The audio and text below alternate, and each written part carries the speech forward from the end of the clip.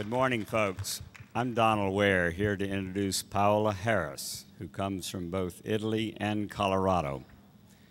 Paola is a photojournalist, an investigative reporter, and a freelance writer. She is was a good friend of Colonel Philip Corso, and she's the one who brought Monsignor Balducci to the X Conference 2 years ago. I was highly impressed by her first book, Connecting the Dots, Making Sense of the UFO Phenomenon. And I'm really looking forward to reading her latest book, Exopolitics, How Does One Speak to a Ball of Light? She is one of the few voting members of the Exopolitics Institute. Please welcome the Barbara Walters of ufology, Paola Harris. Thank you. Thank you.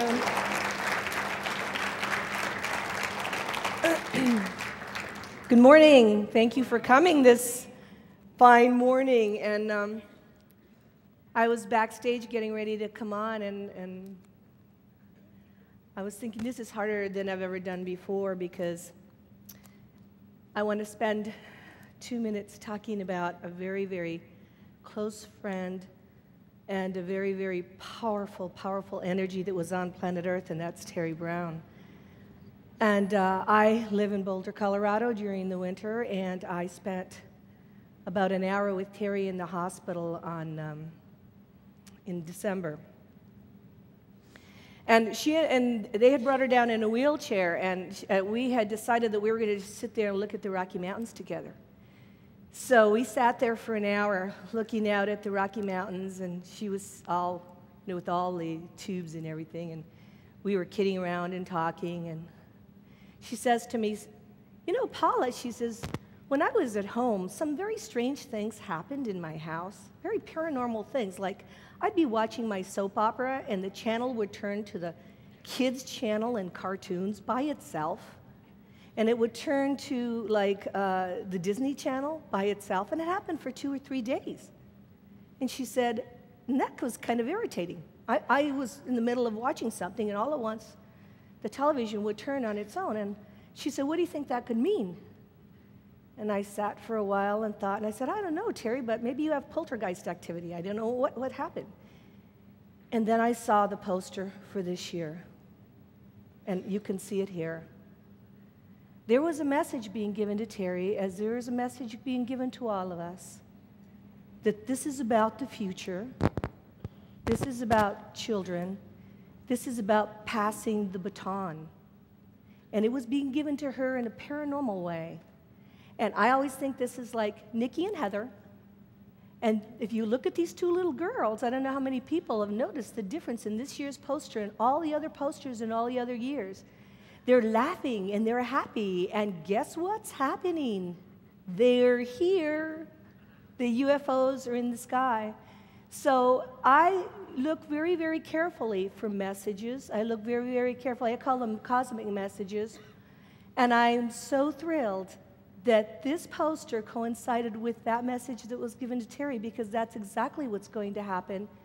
The future, which is, Heather, Crystal, Bob, and Nikki, will be carrying on a legacy that is so important for planet Earth, because I think everybody was talking about this. This Congress is where everybody meets. This Congress is where you come to see your friends. This Congress is where it is comfortable to speak about this. No one laughs at you. You get the latest information, some incredible speakers. I've spent so much time in this room instead of at my book table, so forgive me, because I am doing double duty. Every morning at 6 or 7, I run across the street to the saloon, that muddy, Muddy Rudder Saloon, and I have to report the story to Maurizio Baiada, my boss. By the way, he sends his greetings at Area 51 magazine. I don't do old news, so I have to report every day on the speakers and what's happening, and then I'll send him the JPEG pictures. But I'm covering this story for Italy. It will be on all the newsstands. This Congress will be, you can buy it over the counter at all the newsstands in Italy, so this is getting out there. And the most wonderful, wonderful thing of all is that this is the legacy that each one of us would like to leave behind on the planet, but this is the legacy of Terry Brown. So let's give an applause for this legacy of Terry Brown.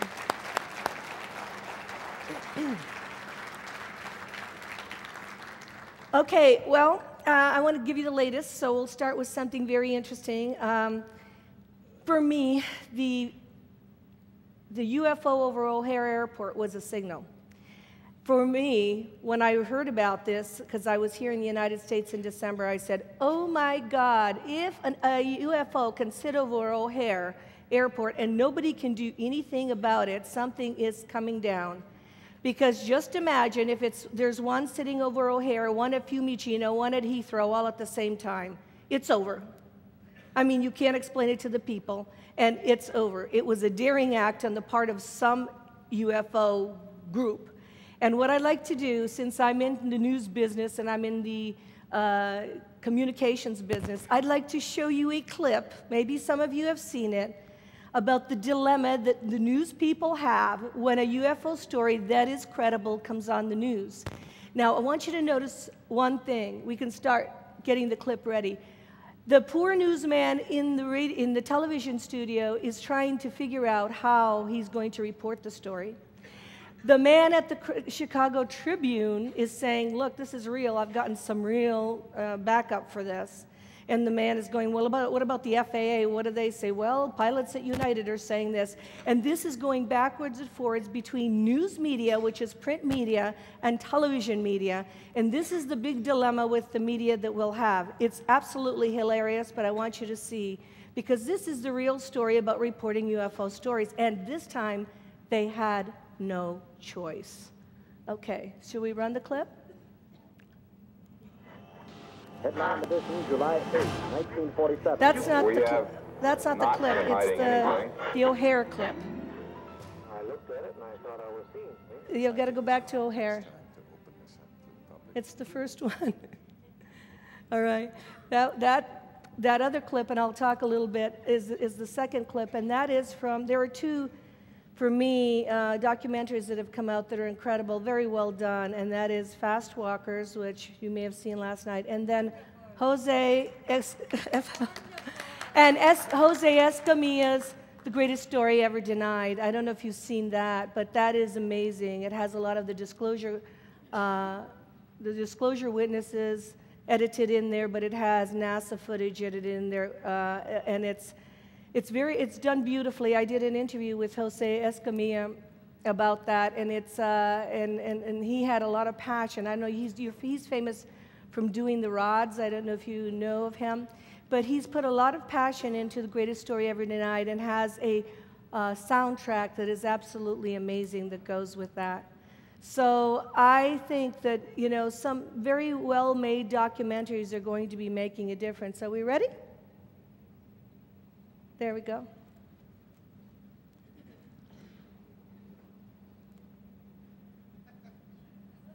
Oh, hey, there's John. Hey, John. Hey, Jim, how are you? Well, fine, thanks. Raise how are the you? voice a little. Busy with this UFO stuff. Oh, my God. Did you see it hit the Fox crawl Monday night? Did it? It's just been Yes. everywhere. I mean, I've been on CNN, my fourth appearance today. Really? Every MSNBC, every network. Oh, my goodness. And just worldwide. I mean, Yeah. Australia, everywhere. That's what we're going to start off. I'm going to say, and John, the response has been, well, out of this world, hasn't it?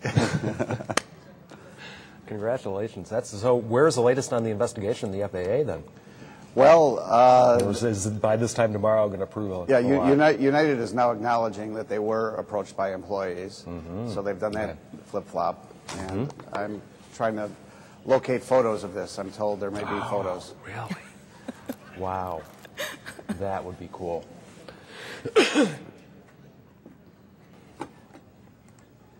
I'm told that the story on CT Right. has almost 1 million hits. Yeah, it's the most read story in the history of CT.com. You're kidding me. No, I got an email yesterday from Bill Adee. Wow. I mean, it's like, yeah, in the entire history of the website. Oh, incredible. So, Incredible. So does the possibility exist you might get the pictures and get them in for tomorrow? Or? Oh, no, I don't think, no. I mean, I'm told the pilots on that plane that was being pushed back, you know, I said in the story that they opened the windscreen and stuck their head out. Now I'm being told that one of them had a digital camera and snapped some pictures. Wow. So United's not playing ball with me, and FAA, I've expanded my FOIA to include the flight plan, which might include the pilots' names. And I'm trying to work with the union as well. Are they still going by weather phenomenon? FAA, you know, pretty much because of the federal holiday, I haven't talked to them that much. But yeah, they haven't changed their story, and I've just heard from other people, you know, since then that, you know, that explanation just doesn't wash. And they haven't gone out of their way to say anything otherwise so far? No, I mean, they say, you know, it was November 7th. They're moving on. They're just doing their daily thing. Well, I tell you what, all the people who saw it must be feeling a little validated right about now, huh? Oh, yeah, and I'm getting tons of emails from other people who outside the airport as well as at O'Hare who also either cited that same object or saw the hole in the sky and said, what is that? Wow. Okay, so what did it look like again to the folks who saw it? It was a saucer-like object hovering over the United terminal, right? Yeah, directly over gate C-17.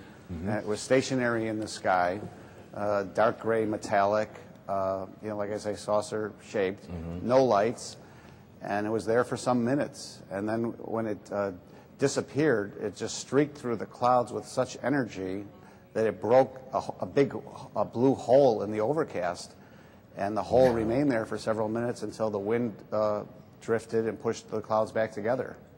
So the blue was the sky? Yeah, the blue was the sky, but otherwise the entire skyline was cloudy. Totally overcast, huh? So, you know, it's nothing. An airplane just doesn't react like that. It does. It slices through, and it doesn't disturb the atmosphere. Do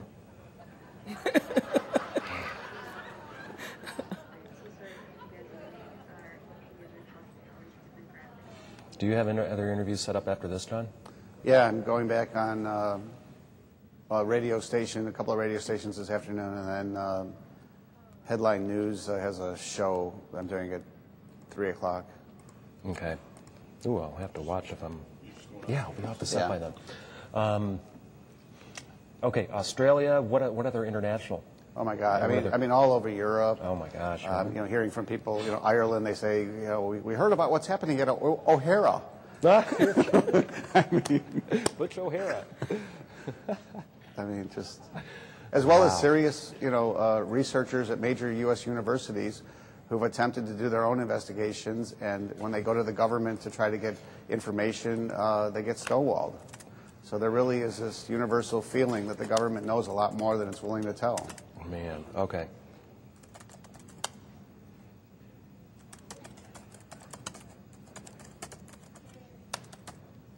Okay.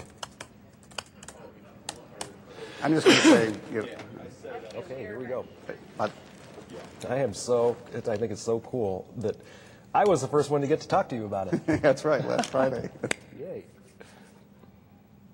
Okay. The UFO O'Hare story the Chicago Tribune exclusively broke on New Year's Day is garnering attention around the world. Joining us now to talk about it once again is Tribune transportation writer John Hilkovich, who broke the story. And John, the response has been, well, out of this world, hasn't it? Yes, it has been astronomical, Jim. Every major country, it seems, people have written in, both those who claim they've spotted UFOs during their life, as well as serious researchers. I mean, just the last 2 days, this is my email, and these are the serious emails. You know, the ones from kooks who said they were brought aboard alien spacecraft, I put in a circular file. So it's just a story that has legs, and people are fascinated by the thought, and I think there's some belief that there are advanced life forms that are visiting us here on a regular basis. You've been contacted now in the last few days by several countries, but that also includes serious university researchers here in the U.S. You know, I've got to tell you, too, I got a call from my dad in California Monday night, and he's like, what is up with the O'Hare UFO story? I'm like, where did you see that? Where did you read that? Well, it was on Fox Network's Crawl at the bottom. It's just amazing how much this is garnering. Yeah, it really is, and worldwide attention, as you say. And from people who have made observations themselves, including on November 7th, the date of this incident, additional people both at O'Hare and outside the airport who have either seen this gray disc-shaped metallic object themselves, or they saw that huge hole in the sky that the object created when it vanished. Let's go over that one more time. What did people see when it all of a sudden vanished right through the clouds over the United Terminal? And then how's the FAA been reacting the past few days too? Any new ground on that? Okay. Well, the object was hovering in a stationary position about 1,500 feet above the United Terminal for some minutes, and then when it left, it just burst through this thick cloud layer, creating a large open space of blue sky on an otherwise overcast day. It took some minutes for that opening to close up when the clouds drifted back together. And it's just extremely unusual, according to the witnesses. I mean, airplanes just don't react like this. They slice through clouds, and they really don't disturb the atmosphere that much, except for the wingtips and such. The FAA is still, pinning this to some kind of weather phenomenon, that some lights from the airport and the overcast skies somehow got together and created this image. But weather experts, astronomy experts, others that I've talked to said that that's bunk. That explanation just doesn't wash. United, on the other hand, after first denying that they got any reports from employees about this sighting, is now saying, yes, indeed, their employees did approach them immediately because of concerns about safety. And to reiterate, John, the witnesses who originally came to you are all seasoned, professional, credible professionals like pilots who saw this. They're pilots, they're senior managers, they're mechanics, and others. So, they are very truthful about what they're saying, and we're trying to locate photographs, if they do exist, of this incident. Well, John, we know you have plenty of other interviews to do today with other countries, so we'll let you go and we'll keep our eyes to the sky. Thanks. Thank you, Jim. All right. Don't you think that is significant? For me, as a journalist, I can identify with both sides of this story, because here are the poor people that are not these poor professional journalists and television personalities are not prepared. And that's really what's happening. Somebody should prepare them, and somebody should prepare the earth, because this is a problem that will come up more and more. This was one sighting over O'Hare, but if they ever decide, and this is in the hands of the ETs, to do a mass sighting over airports. And airports are not military installations. They are where people are working that know the difference between an airplane and a UFO. That's why those people at United, and I wouldn't have put it past United to do some kind of commercial campaign this year saying, fly United, we have UFOs, whatever, because that's what we tend to do with UFO sightings, use them for commercial purposes. But anyway, I think that is one of the most significant events ever, because it is uncontrolled. In other words, you cannot control where they appear. And this was seen by a lot of people. It went worldwide. You heard how many hits that particular website had. And of course, in Europe, we wanted the first pictures. There are pictures, they just haven't come out. In the next couple of months, you'll see video from video phones and pictures of this sighting. Okay, they cannot explain it, so what happens is we're left with a reality. And as time starts approaching where disclosure will happen, and I'm pretty sure it will happen in our lifetime, you will see more and more of these unscheduled events. And the next one I want to show you very quickly, it's very short, is the London sighting in February over Gateway. And this is also on the internet. 15 UFOs are flying over London. I don't think they are on vacation. So let's see the second clip, because these are the two major sightings that I think warrant our attention, mainly because they happened. One happened in 2006, the other one in 2007. This is a Gateway one, and when you have a video phone, look in the sky, you'll see on the right-hand side, they're all looking up in the sky. You should see 15 dots.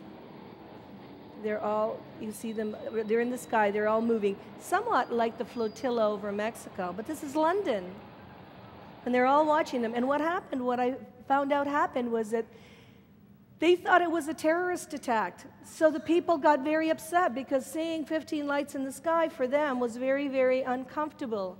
And so That's another reason why people should be prepared, because this is a phenomenon that is happening not only in Mexico, but in Madrid and in different places in the world. So it's normal for us researchers to see this kind of thing, but not maybe for the average person walking down the street.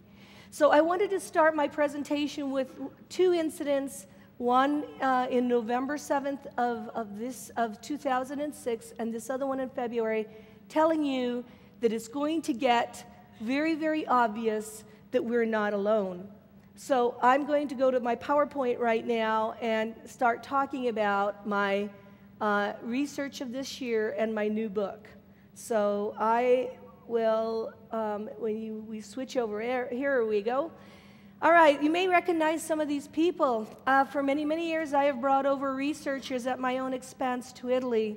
And I, this year, brought Ryan Wood. You can see him near the Coliseum, and there's Stephen Bassett, he came last year, and Nick Pope and Esin Sakurara from Turkey.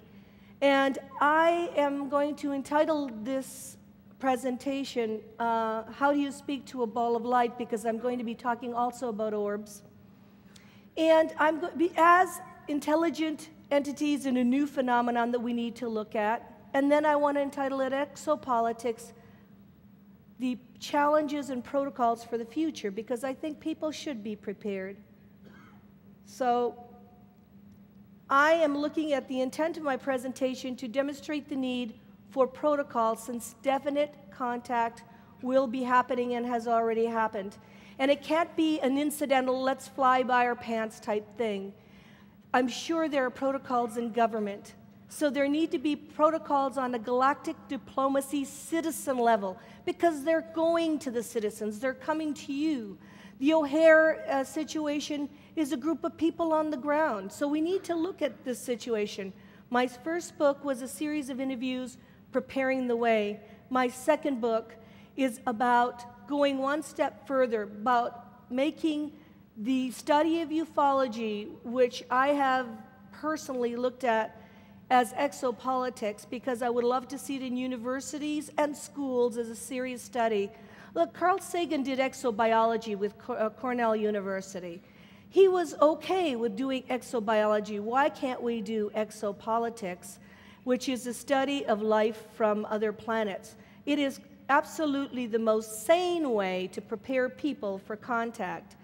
Okay, in my protocols, and they're very tiny here, I talk about the procedures for having contact. In other words, looking at this, whether it's time travel or interdimensional travel, looking at contact, and in particular in my book I talk about the Virginia case as being prepared for the contact with people because from other planets, because we may face some contamination risks, and so might they. And then I talk about a method of communication, and it was wonderful to hear Jim Sparks yesterday, because people, people that come from out of this planetary sphere are not going to school to learn English, Italian, French, and all the other languages, and yet they are communicating with the people of Earth in those languages. We have made no effort to prepare to communicate with them in their language, which obviously would be telepathy.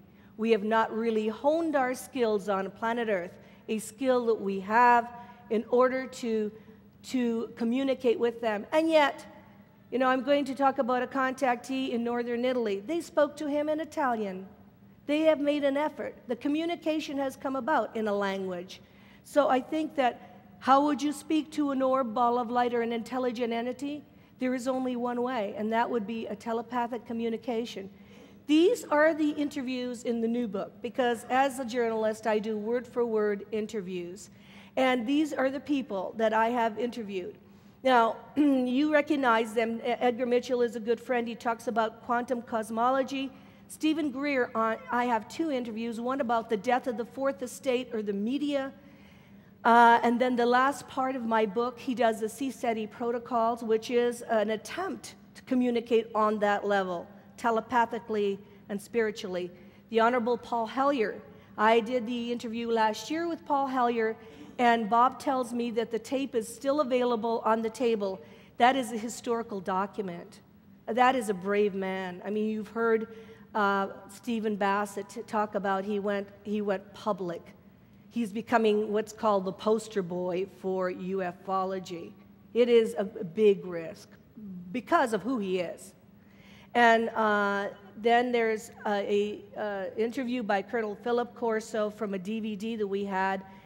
Now, Dan Burrish, let me say something about this. I've seen him 3 times.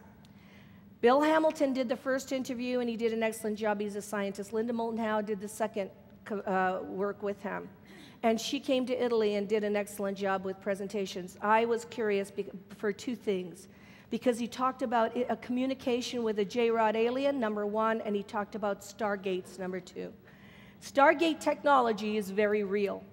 Whether they're artificial Stargates or created by us or natural ones in the earth. Now, this kind of technology, for me, explains a lot of the UFO activity. He is very knowledgeable about that. Now, working with Dan Burrish, I have an interview and also a design of the looking glass technology in my book. But my belief is, because these stories are controversial, and people make decisions without ever speaking to the witnesses, my belief is that we need to speak to him. He has agreed to come here tomorrow, Saturday, for 1 hour, around 1 o'clock, for anybody that has a question, respectfully asked and respectfully answered. And so that is my job, is really to get to the absolute, the source. He has agreed because he has his own DVD where he speaks. I usually go straight to the source. Kiwani, a long time ago, some friends of mine gave me a book about the psychic Sasquatch, and I said, I'm not going to do this. I don't want to do this kind of story. And yet, when I heard Kiwani or Jack Leoparditis speak, and he had film footage of these beings, he has incredible film footage, not just the Patterson film, of these beings from all over the United States and Europe. I could not deny that they exist. They come out of dimensional portholes. They have families. They are another group of what we call interdimensional beings. So I couldn't close my eyes to that.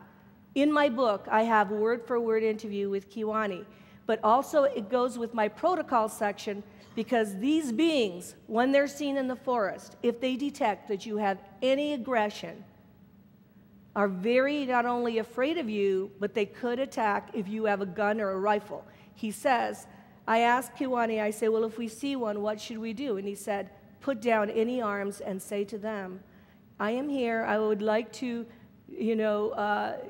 communicate with you on a peaceful level and project a feeling of calmness. That's part of the protocol. To freak out when we see these different beings or these different races, and some of them, like the Bigfoot, the Sasquatch, exist, is not a good way to start a communication with any kind of interdimensional being. And I appreciated him when he gave me the material for my protocol section of the book. Yvonne Smith does an incredible job with psychotherapy and psychotherapy work with contactees. And she is coming to Italy to a conference I'm arranging, and will also be in Ireland. She's really very, very compassionate and kind and listens. I think that's one of the things that these people need to do, because some of these stories are so different. I'm saying the word different, that it's very hard to digest, and we need special human beings to listen to them. So she is one of them, and Dr. John Mack, how could I forget him? 2 days he spent with me and my mom in our apartment in Rome, and did the Florence conference just before he died. He has an interview in my book called A New World View, which coincides with what Stephen Greer said, which coincides with Philip Corso in A New World, If You Can Take It, and I think I owed it to John Mack to put this in my book. It is a challenge and an invitation to humanity to open up their minds, to look at a new world view, to usher in a new age. And then the Jason Andrews story, I actually went to London and stayed in Jason's home, and I was supposed to stay there 6 days and lasted 3. because of the very paranormal activity that there is around Jason Andrews. It's very, I don't have time to talk about it at this conference, but I experienced what Jason and Ann Andrews were talking about. It was very scary, but it was very peaceful. I mean, I had never heard, one of the things that happened is the second night, someone awoke me from my sleep calling my name, and he was outside, not inside my head. He was in the room. I could not see anything. That had never happened, and other things happened while I was there. I was trying to cover this story. The paranormal is mixed in with the UFO situation because it is all one. For us, anything that is not in our sphere is considered paranormal. A.J. Gevard talks about the Virginia situation in the book because Virginia, with the death of that young fireman who put the little creature on his lap, the little creature did not give any resistance, but you don't do that automatically, just putting a being that comes from somewhere else on your lap. And the fireman had died 2 weeks later, and he goes into detail about the autopsy, about how that happened and so forth, as an example, as an actual example that we need to be careful. It was a very peaceful interaction, but it's, we need to be careful. These are people or beings from other places. And Al Bielek talks about time travel, Philadelphia experiment, and I'm very interested in that and dimensional gates. I want to start right away. My book is built around the Oppenheimer-Einstein document, and I was talking to Ryan Wood about this. Please go on Majestic Documents and read this. This document was written by Einstein and Oppenheimer before the Roswell incident. It went out in June of 1947. It talks about what do we do when these people start coming here? Can we put some protocols in place? It says there should be one entity that greets them. I mean, where do they go? China? You want them to go to Italy? You want them to go to America? You want them to go to South America? Who represents planet Earth for these populations? And Einstein and Oppenheimer addressed this and addressed the fact that there are more sightings after the atomic bomb blasts. Therefore, guess what? They're coming. And we need to do something about it. Two intelligent men that took the responsibility. The document is amazing. You should go to the website that Ryan has and Majestic Documents. I'm surprised people haven't read this before. They call them celestial bodies. Celestial, that was their word for it. And basically, that top secret document, those two men wanted it to go to Truman, but Vannevar Bush said no. He said it is not the case to give it to the president. You can't see this very much, so I'm going to go a little bit quicker. But it says if these beings come to Earth and they want to be a part of the Earth cultures, we've got to respect their culture. This is Einstein and Oppenheimer saying this in 1947. The respect for other cultures. They did not say take them, dissect them, kill them, put them in refrigeration. They said they are cultures. They are cosmic cultures. Now here's the O'Hare Airport sighting. I wanted to show you what photographs we do have. And are they coming to Earth? Yes. Is it getting to be even greater, the sightings? Well, this is the American ones. I can imagine what Jaime and Santiago will be talking about because they gather all the ones from around the world. And so, yes. In other words, is it happening? London, over the skies of London? Yes, and that's 2007. This is a situation where we are being visited by several cultures, and we can't just sit around and not do anything about it. So I showed some photos of the different cultures, and this is the Roswell party. This is a photo that was taken in 1997, what I call the Roswell party, the 50th anniversary, and the 60th is happening this year. We'll be in Roswell. I think Ryan will be there. I know Yvonne will be there. Several people will be there because that has become the mecca for people that are interested in this. And I have invited Jesse Marcel Jr. to come to Rome. I'm doing my part by bringing these people over to Italy. I have invited Jesse Marcel Jr. April 1st. The Italians are euphoric. They know the Roswell incident. They know this happened. They read. They know. And when they see Jesse Marcel Jr. walk in, and he talks about the I-beams, and he talks about his father spreading out all this debris, they will be, in other words, given proof that everything they've read is real because they have a real witness. I must say that this is the second last conference I will sponsor in Italy, because in June 16th, I'm going to move back to the United States because I've been in Europe for 14 years and it's time to come home. So I will definitely, I'm going to give this conference for the Italians, plus on May 12th, Richard Dolan is coming to Milano to speak to the Italians in a huge conference, and we've been preparing for him because his work is very, very important as far as credible research. You know, in our conferences, we really want this to come out. It is important. It defines not only who we are, but what's going to happen in the future. So it is a privilege to have these people. Now I'm going to go into something else, and I'm going to prepare you for this, because I am famous for not wanting to do contact cases. I do usually astronauts, intelligence, military, and I cover other kinds of cases. Well, this year I was invited by the universe to look into this particular contact case.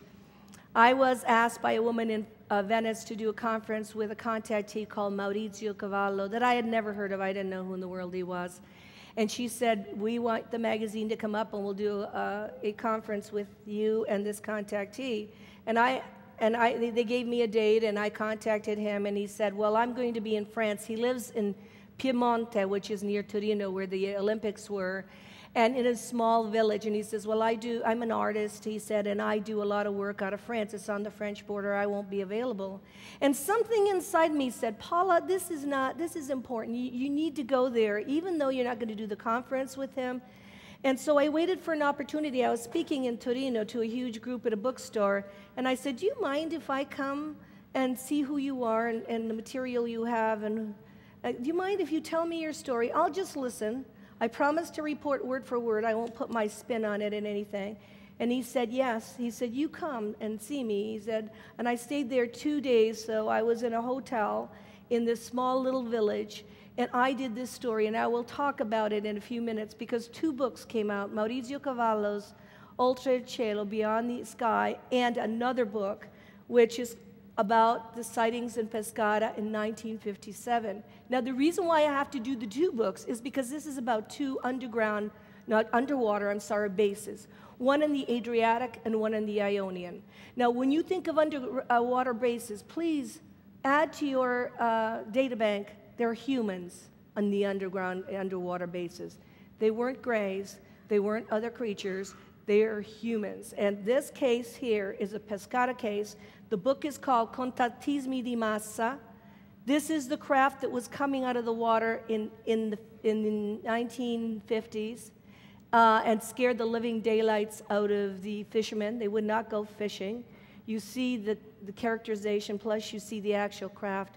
And after everyone that was involved with this case died, one of the people that knew about the case began writing about it in detail.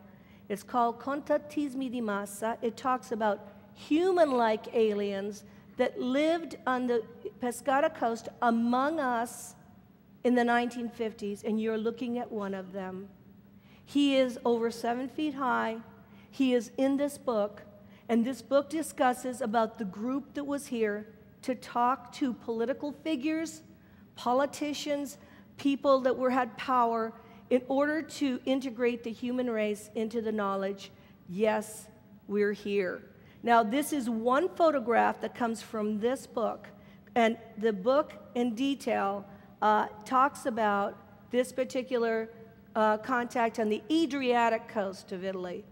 And our researcher, Roberto Pinotti, wrote the preface to this book, and he can substantiate because he knew about it years ago. It's like these people, researchers, know about it years ago, but they wait years before they release the information. There is timing to the slow process release of information.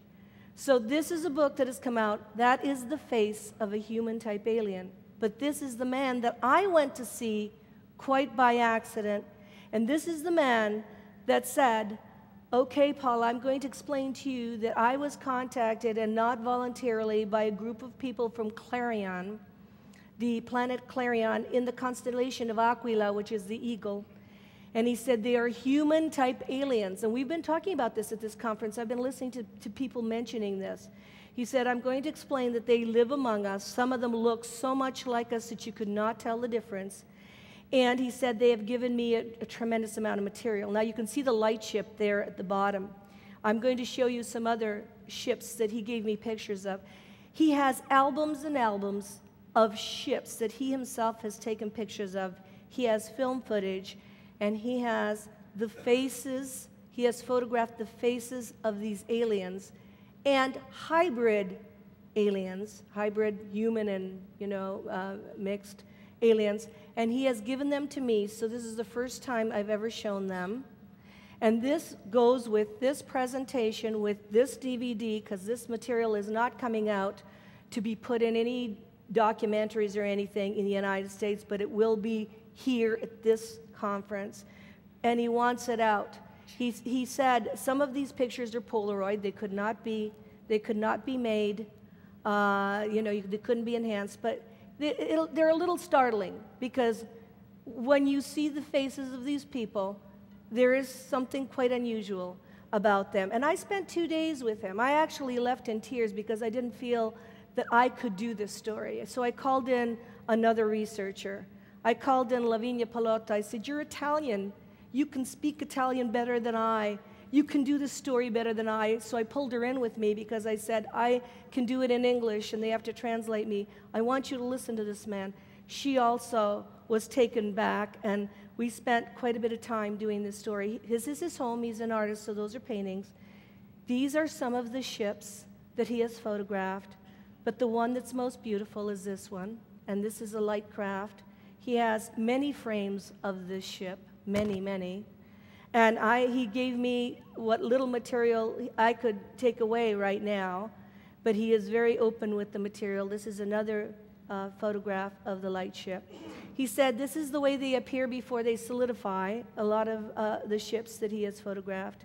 And then what he did was he gave me the face of a hybrid that he said was quite beautiful. I want you to take a look at it, because I think that's her hair in front of the eyes. The blue eyes. She's very unusual, and I'd never seen faces before, so I said, is it okay? Do you have their permission? He said, absolutely, we're coming down to the wire. I said, what do you mean we're coming down to the wire? He said, the next few years are critical for planet Earth. They're critical. He said, so the entities or the aliens that he knows said, it's time to get it out there. And this is one face. This is a being in the 6th dimension. He said this is not an arms, it is not a solid being that has bones and skin. This is a being that appears as a light being in the room, and he says this being is known to us as a cherubim in the old days. It's called a cherubim. He said he has several pictures of beings like this, and they have a raised eyebrow. You can see the raised eyebrow. This is a Clarion child. That other one was a hybrid. This is a Clarion child, and I never understood the contactees that were talking about blue skin or blue cast or whatever. I never understood what they were, talking about, because I thought, how can somebody have blue skin? This child, under her eyes and over the top of her, forehead and so forth, has blue skin. She is a Clarion child. This group of people live in an underground base in the Ionian Sea, and Maurizio told me that when he went to see them, the way they do it is he'd go to the port, he'd get on a boat, they would go out into the middle of the water, and he explained this. He said there was wind and water, and he thought there was going to be a storm, but he said the ocean parted. That is a dimensional gate, obviously the ocean isn't parting, but he said the ocean parted, and he went down like an elevator to an entire city under the Ionian Sea. And he said they're close by. This is the humanoid, the human that he deals with. This man, he says, walks among us. His name is Suel. He even has a regular job. And he says this man talks to him about the plans of the future, about how he is to help raise the vibrational level of planet Earth. I'm just recounting to you what Maurizio Cavallo told me. I said, I can't tell the difference between this guy and anybody walking in the street. Well, he showed me 6 photographs of people like this male and 7 photographs of women. The women are beautiful also. And I said, they're too beautiful. I said, this looks like, He said, well, if you could create your body, he said, would you create it differently? This is a technology they have to create the body to fit in with the humans, but they're going to create a body that's pleasant to them. And they live for many, many years. He said it is a tragedy humanity has chosen, and also the DNA of humanity has such a short lifespan, because most races that are like us, and he also said that this race seeded the planet with other races. So I'm just reporting to you what he told me. Now I'm going to go back because I think people would like to see Clarion Child. This is the being from the 6th dimension. He's got a name for these that I can't really pronounce. Jihad, I think, and this is the hybrid. He called it a hybrid gray, but I'm not sure he's really clear on that. But this is the hybrid child. And I don't know if it's a child or a woman, but this is an interesting face. Does he have more? Yes, he has more. He just gave me these. This is a landing. I don't know if you can see, but this is a landing, and he's allowed to take these pictures because obviously somebody knew I was going to show them. They already know. They can see the future. They know what's going to happen to these photos. They know who's going to show them. They know everything about what, because there is no time. And this is a landing in Piemonte. Monteferrato is near there. He said that he is called to go there. It's now 20 years. I must tell you, though, he said the first 10 years he hated them. He couldn't go to sleep. He lost his wife and children over this because he was obsessed, because he couldn't act normal, and so they consequently destroyed his life. He lives alone. He's an artist now, and it was not a pleasant situation the first 10 years. The last 10 years, very much like the Jim Sparks story, he said he's grown to understand.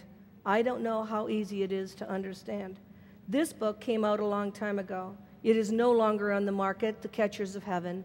The cover of The Catchers of Heaven, and I did the Michael Wolff story. Someday I will do an entire lecture on Dr. Michael Wolff Cruvant. His amazing story. Jim Carant did it before me. Michael Heseman did it before me. And this had a picture of a humanoid alien, Sarah from Altair 4, who was an interface with the government. These people are around, and I wanted to bring that in also because Michael is no longer with us. And that was a very important book for me to read.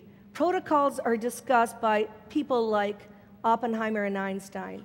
And we have to understand that besides the grays and the reptilians, there are people that look like us. There might be somebody here. I mean, I said, well, that gentleman looks so much like human. How do I know? And he goes, it's at high energy level. He said, it's a frequency so high that you turn your head automatically when you see them. He said, you would know, Paula. He said, you can't help but know. These people in my lifetime have helped with disclosure. The book is about really incredible people.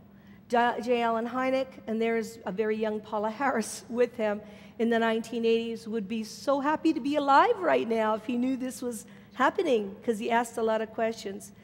And so it is very important that we look at this phenomenon seriously, because we're coming to terms with it.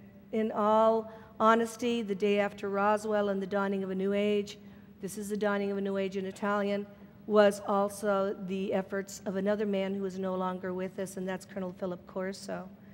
He tried.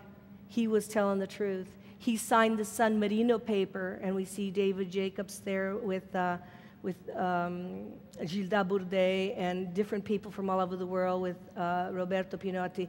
Corso sitting down. That paper went to the United Nations.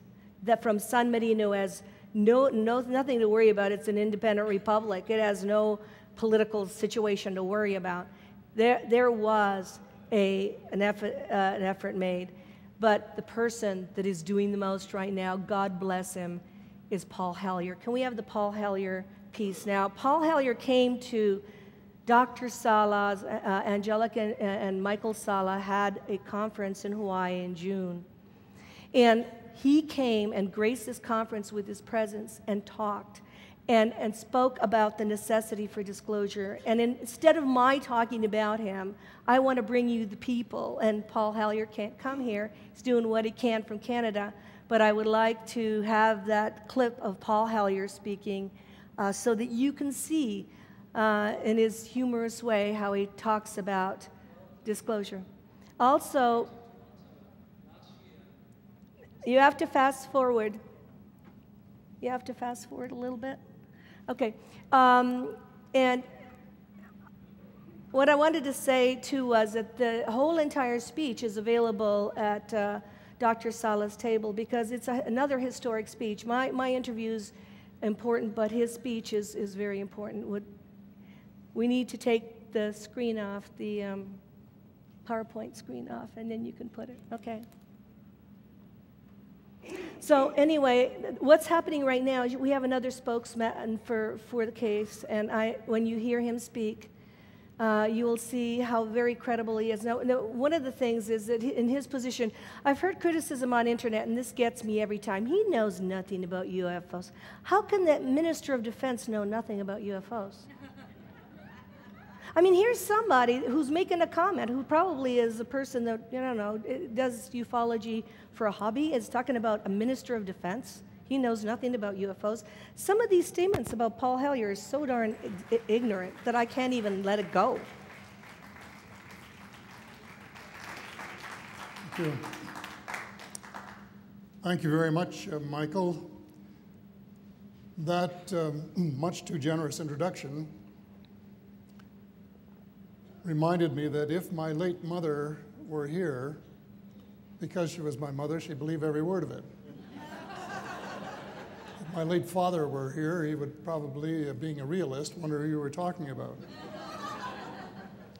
Or, as General Eisenhower would say, it was like chewing gum, sweet, okay to taste for a moment or two, but for heaven's sake, don't swallow it. I'm delighted to participate in this conference and would like to thank Dr. Michael Sala and his committee for the invitation. As indicated in the promo, my message is divided into two main themes. Switching back and forth, let's put the ball First, who is actually running the United States and other major Western countries?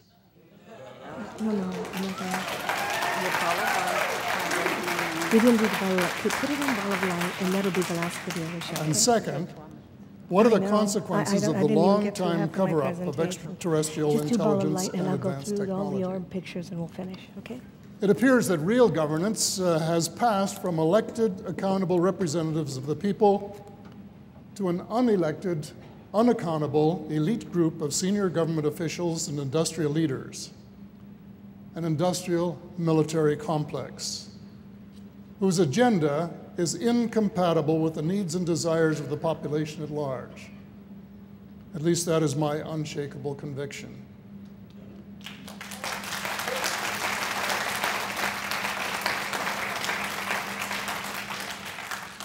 Evidence indicates that the survival of the planet as a reasonably friendly and hospitable environment is at stake, and that vested interests may be blocking plans to save it before it is too late. Even worse, the military-industrial complex that General Dwight Eisenhower warned us about is creating and producing weapons systems designed to confront visitors from space, and in the process, proceeding to a situation which could be a surefire recipe for possible conflict. One hesitates to contemplate the unknown and potentially disastrous consequences. Only an early and complete disclosure of the truth can save us from our folly. Well, if anyone had suggested a year ago today that today I would be here making a speech in Hawaii in June 2006 on the subject of the extraterrestrial presence on planet Earth and how the visitors and their technology may impact our future, I would have been absolutely astonished. I would have been flabbergasted. I probably would have laughed out loud. Or I might have said, well, you must know something that I don't know. And if I had said that, of course, I would have been right. Anyone who has spent the time and made the effort to inform himself or herself on this subject would have been light years ahead of me in knowledge and understanding. I didn't even know how much I didn't know because I had no inkling of how much there was to know. When I was Minister of Defense in the 1960s, I received reports of sightings with the usual explanations. The majority of investigations, as in other places, had revealed that the sightings were natural phenomena. The others were simply designated unexplained. And I was far too busy, as Michael indicated, integrating the Canadian Armed Forces to ask the kind of question necessary to pique my curiosity. I was interested that Philip Corso was talking this afternoon about the Air Force hogging all of the lion's share of the technology. And that is precisely the reason why many years ago I did something that at the time was considered courageous, which certainly amounted to a war of another kind. And that was to lop off the heads of the Army, the Navy, and the Air Force and to create a Canadian Armed Force. Subsequent ministers have undone most of the... Okay, this is an incredible, incredible speech, and he's very honest. And I encourage you to have that as part of your historical archive. Now, Paul Hellyer will be in Toronto speaking at the debut of Fast Walkers in March. You can talk to Robert Miles, the director, and Stephen Bassett, who will be there because he has volunteered to step into this arena that is so ridiculed. He has volunteered to be at the Fast Walker premiere in Toronto, which will give credibility to the whole entire excellently done documentary. So we've got some positive things to talk about here. Now, since the book is on ball of light phenomenon, and I had so much more to tell you, I have at least an hour more. I have to cut it really short in all fairness. I would like to show you the fast walker or ball of light phenomenon as it is seen by NASA in the beginning clip from Jose Escamilla's The Greatest Story Ever Denied. Now, I don't know where you can get the DVD. I have just one that was given to me, but it's incredible to see these balls of light. Whenever you want to show it, go ahead. Be in space. NASA has a problem with them. Okay, this is the beginning of that documentary. That is a fast walker. You can see it very closely. I think it's a long past time to open this up to the public. Give us information to the young people of the world in this country. They want to hear it. They want it. Give it to them. Don't hide it and tell lies and make stories. They're not stupid. There's a fast walker. And you'll see some more. I have this piece twice because they appear. And it's a problem because they're not conventional craft, but they can actually make themselves into conventional craft. These entities, this is the new kind of frontier to study. There is no answer for it, but this particular kind of light phenomenon is also appearing in digital photographs, and I'm going to show you some really fast examples of them. They are in the book, because I am very fascinated with this kind of, this is alive, this is a craft, and this is an entity, and it's all one. Okay, thank you. Now, going back to the PowerPoint, if we can go back to the PowerPoint, this was a conference that I had in Italy, and this ball of light was photographed over all of us, and as our picture was being taken. If we can switch back to the, okay, and then I want to go through this. This is Adriano Forgione, with whom I work, standing in an Italian crop circle, and I don't know if you notice, that little dot has the face of a child inside. And that was made bigger, it was enlarged, and what we're dealing with is an entity of some kind, intelligent, and it was hovering over Adriano. Now, I don't think he saw it, but we were very aware of this after this picture was taken. He's in a crop circle, so that's part of there's a dynamic. Now, below is Nikki Metcalf at Mount Shasta during one of Stephen Greer's CSETI trainings. Look at how many of these orbs there are. There she is again. On the top is a very ancient site in Sardinia. These people have sent me 30 photographs of orbs, very clear. Down at the bottom is that ancient site. There is something going on there. These aren't ghosts, these are entities. Or maybe these are dimensional travelers. On the top is Rendlesham Forest. When I was in England talking to Jason Andrews and his mother, they said, even visibly to the eye, Rendlesham Forest has orbs. And of course, ball of light phenomenon is everywhere. This is a home that I'm getting all kinds of orb pictures now since I became interested. She showed me a before and after. There was nothing on this part of her house, and then she meditated for a while, and all these orbs showed up. They're not particles of dust, and they certainly aren't moisture. On the bottom, I don't know if you can see on the right-hand side on my screen, this is a conference where Ryan Wood was in Florence, and a woman took a cell phone and photographed 2 little circles darting around the room just because I was talking about orbs. These are other photos of orbs. On the bottom, this is England during a crop circle tour. That's Simeon Hind. You may know him. This is in Castel Sant'Angelo in Rome. Very old structure. This is not a piece of moisture. Here is a conference we did in Italy, and there is more. This journey is filled with new and exciting things. And the light phenomenon, what you saw, the fast walkers, and it's so ironic because the piece about me that Robert Miles edited in Fast Walkers has that orb pulsing in between what I'm saying, and that was not planned. That was, when I saw that, I said, how come they put that there when I just wrote a book about this? And how come I'm looking at NASA film footage that has these entities or these craft or this new phenomenon in it?